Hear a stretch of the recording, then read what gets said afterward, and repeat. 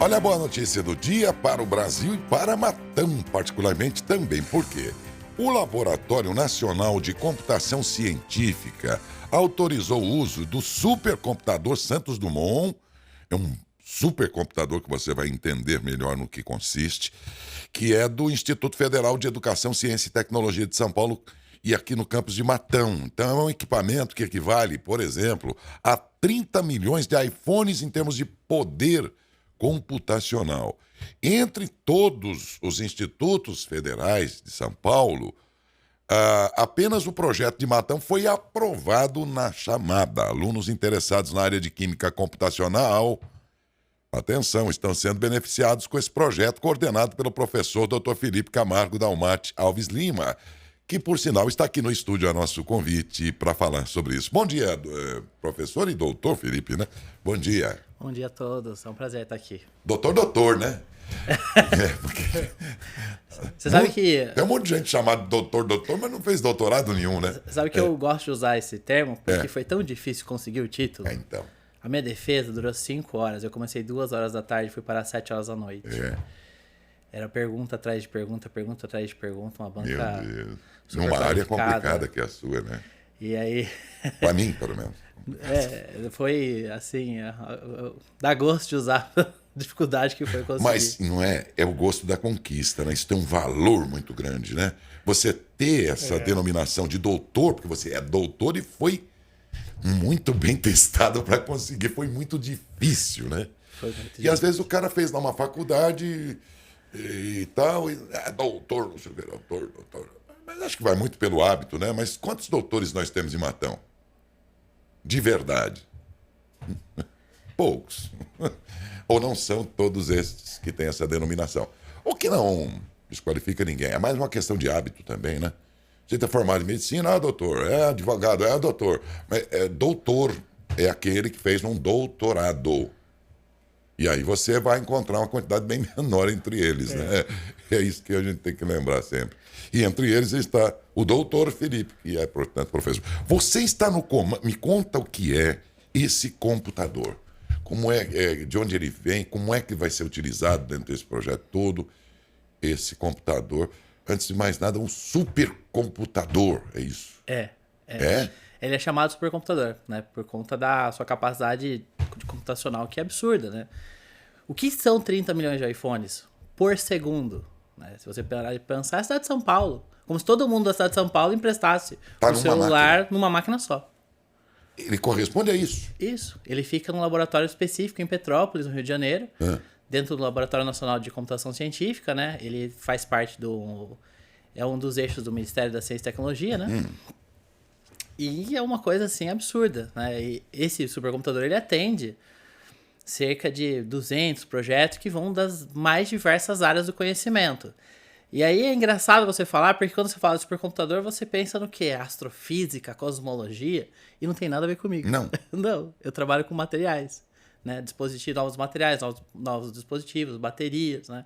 Mas esse computador, ele atende a comunidade acadêmica, as universidades, centros de pesquisa de uma forma ampla. Do Brasil inteiro, né? Pro Brasil inteiro.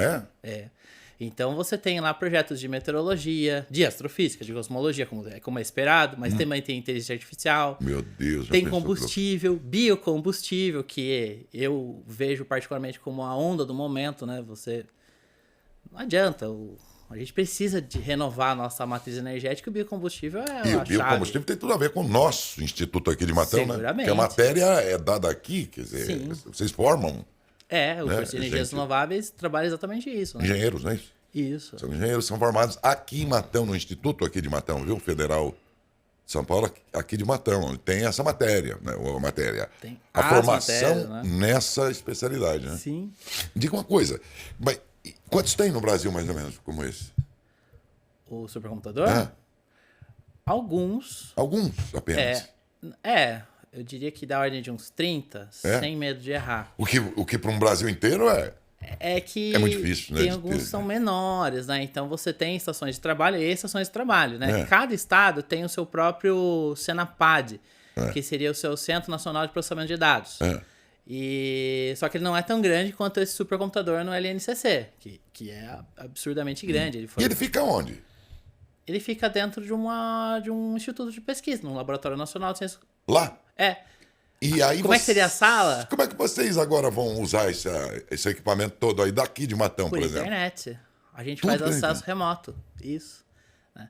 E é um negócio, é uma coisa interessante, porque você vai fazer o acesso remoto via texto, né?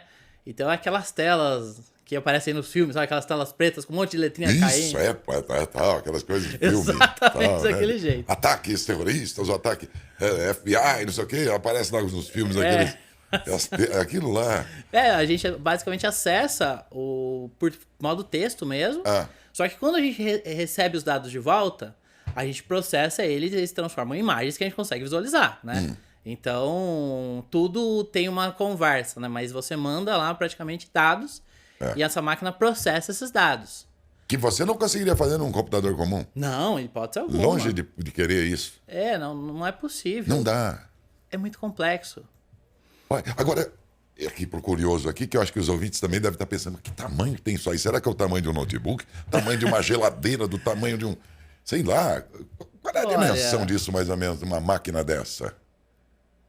Basicamente tem uma área de um prédio reservada para ela. O quê? É isso? Vamos por assim, entre 40 a 100 metros quadrados. Isso tudo? É a máquina?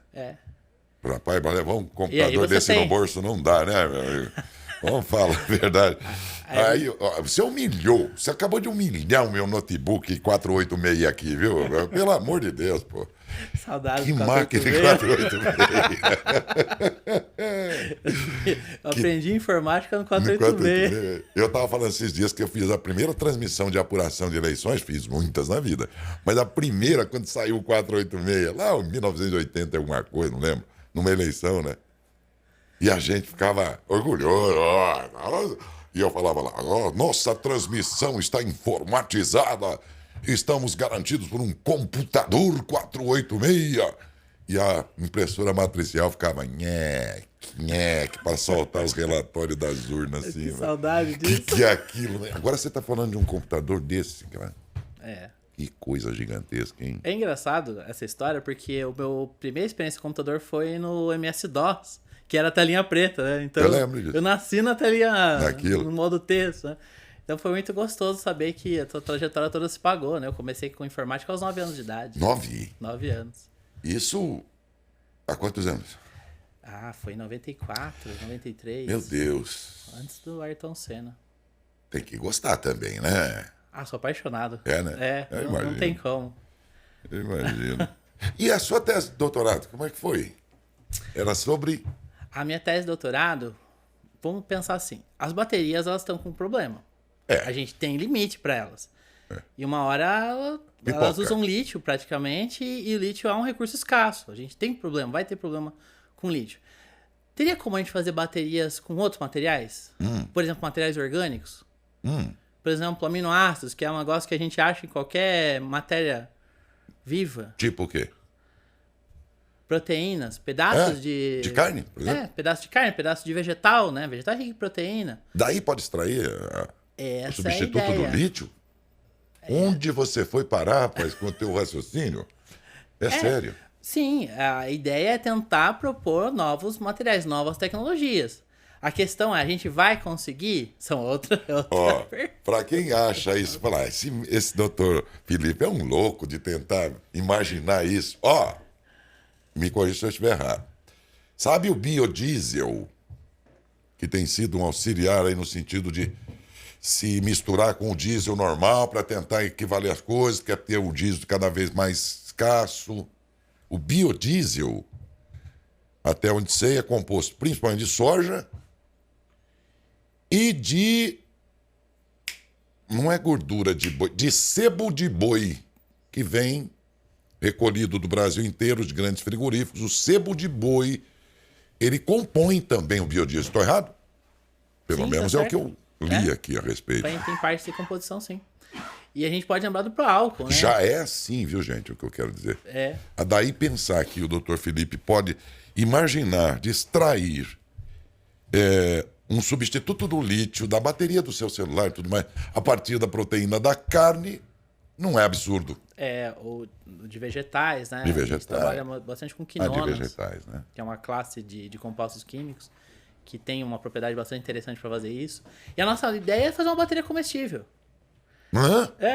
Imagina assim, você tem seu celular, tem uma bolacha, coloca no celular, usa o celular, no outro dia você come a bolacha. Vou comer meu celular, se der fome. Bom, se a gente se perder em algum lugar aí, de A fome não sustentabilidade vou, né? é sobre você conseguir fazer coisas renováveis, né? Não necessariamente duráveis, mas renováveis. Imagina se a bateria do seu celular fosse tão fácil trocar Comer a quanto bateria, bicho. um pedaço de papel, né? Tá todo mundo rindo, mas a gente sabe que os recursos do lítio Escasso. são finitos, né, gente? E o negócio é muito lítio, né? Agora os carros elétricos também, na composição das grandes baterias deles, tem o lítio também. E agora? É muito perigoso. É muita inclusive. coisa, né? Aí quando você pega a Europa, por exemplo, que fala de transição energética para passar para carros puramente elétricos a partir de 2030, é preocupante. Como é que a gente vai atender toda a demanda de bateria? Você precisa de tecnologias novas de bateria, né? Aí a gente falou muito dessa parte orgânica, mas orgânica também pode ser grafite, né? Onde a gente consegue obter grafeno, né? Grafite mesmo. Grafite? Carbono, igual isso. esse do lápis também? Exatamente, esse grafite do lápis. Ah. Você trabalhar com... Eu tenho vários projetos trabalhando com tecnologias de grafite, né? Que na verdade é grafeno, né? Que é um material bidimensional para você criar dispositivos eletrônicos. Ele é o quê? Um mineral? O grafite? Olha, dá para entender ele como sendo de origem mineral, sim, né? Até porque ele dá forma de diamante. A gente sabe o que é o grafite, mas eu nunca imaginei de onde ele veio. Estou imaginando que seja um mineral, né? Mas Puxa. essa é uma pergunta muito pertinente. Qual que é a origem do combustível? Se usa o termo combustível fóssil, mas já parou pra pensar quanto dinossauro teve que morrer? Eu já pensei Tá nisso. estranho. Então hoje a anotação mais usual é combustível mineral. Combustível de origem mineral, que foram minérios que foram formados na formação do planeta, que estão lá armazenados, a gente está extraindo eles. Agora me diga uma coisa, esse grande computador, então ele está disponibilizado, pelo que entendi, para uso da nossa unidade do Instituto Federal de São Paulo de Matão. Isso. Certo. E como é que o aluno vai poder usufruir disso, participar dessa conquista aí, vamos dizer assim? Perfeito. Então vou explicar de forma bem acessível para todo mundo. Então vamos começar lá da química, né? Da química, da física. Você tem algumas hipóteses, né? Então, por exemplo, se eu trocar o lítio por quinona, por exemplo, a bateria vai funcionar? Uma possibilidade seria você pegar e testar isso no laboratório. Você vai lá e faz uma bateria à base de quinona e testa. Tá. Essa bateria funcionou? Não sei. Mas houve um custo, houve um tempo, você teve que ir lá fazer.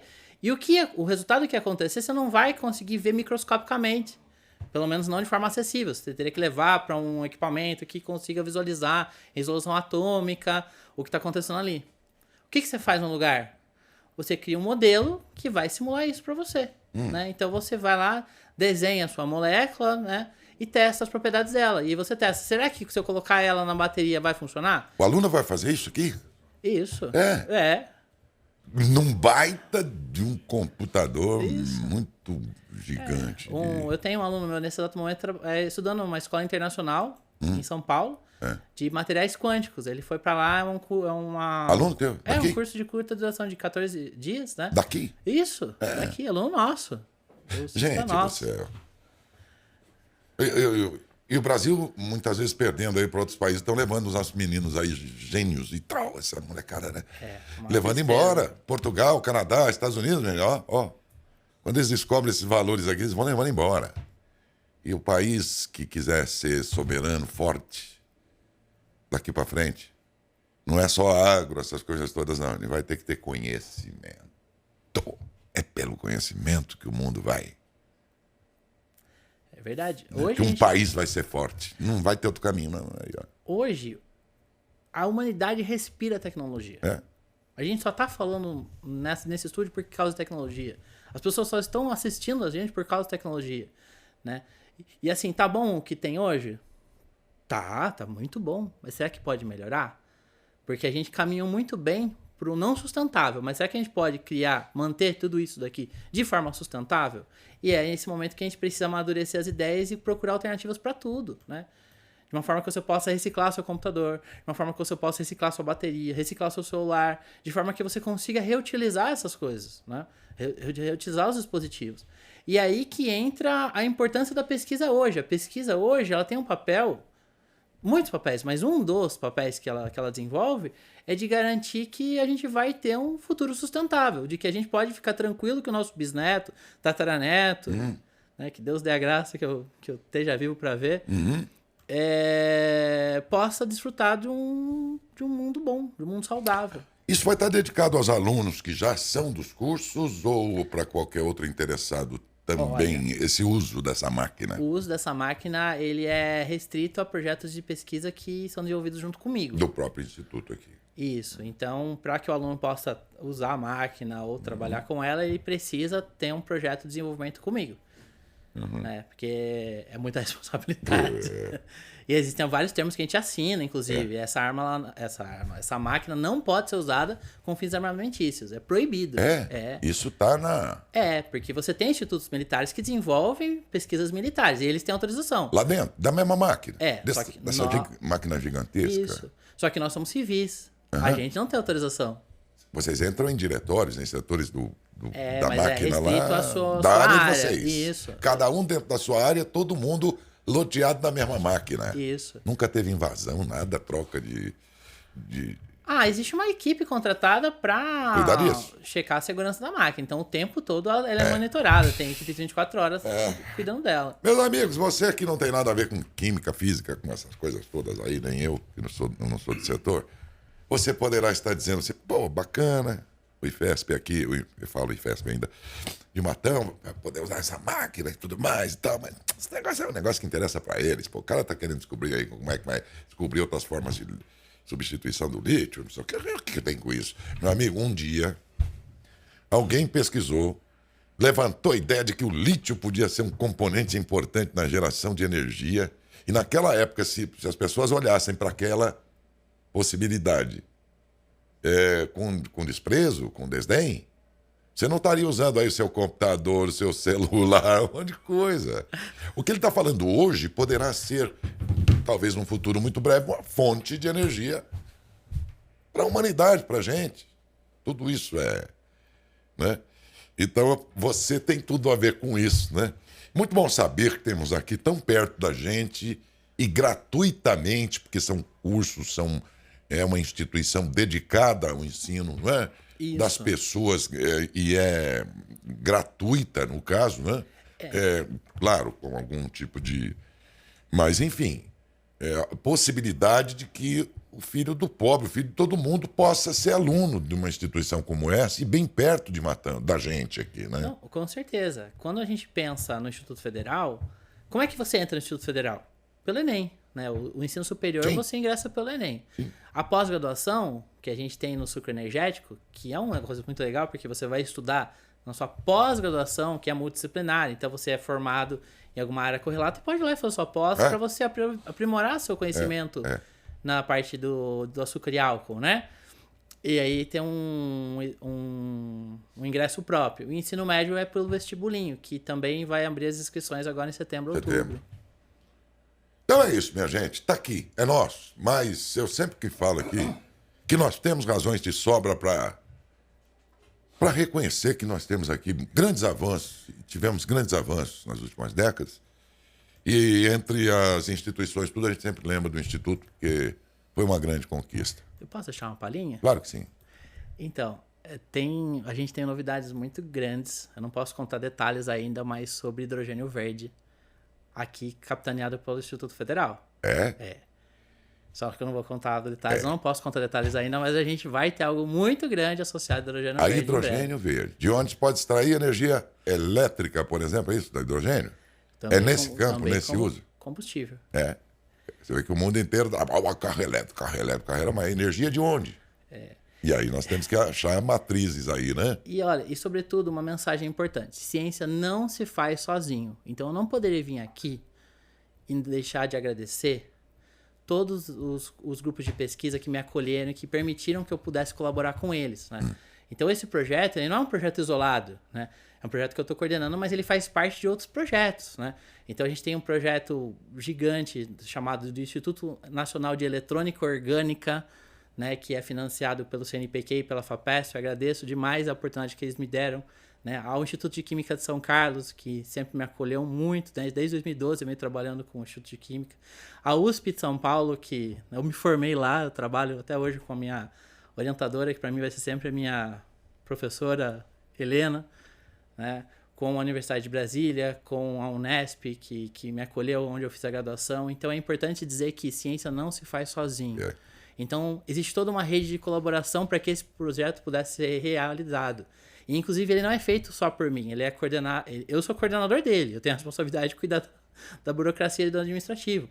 Mas a gente tem professores, o professor Dr. Osmaí de Catanduva, o Dr. Clayton de Itacoaquecetuba e o Dr. Alan de Birigui, que também fazem parte do projeto.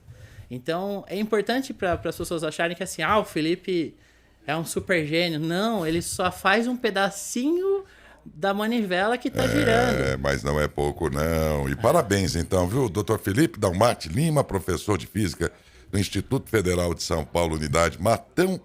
E parabéns por incluir Matão, né? Possibilitar que os alunos de Matão desfrutem nos seus estudos, nas suas, enfim, nos seus trabalhos dentro do curso, e usem essa super máquina aí brasileira.